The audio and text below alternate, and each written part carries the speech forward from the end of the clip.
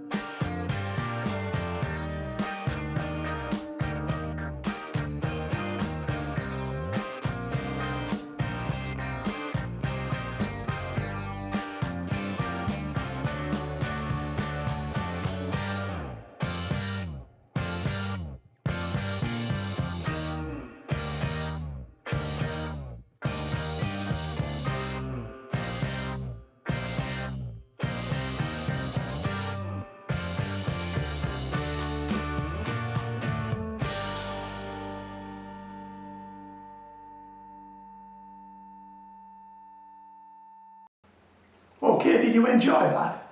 Those were European starlings. You often get 1 or 2 arriving in your garden, dropping in for a wash.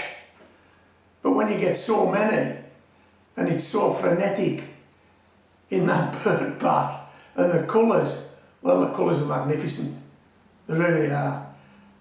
The European starling really is a beautiful bird, but you need to be up close and personal to appreciate that. If it's at any distance, you won't appreciate it, but I'm sure you appreciated it on that short clip of film. And if you did, hey, a thumbs up would be nice.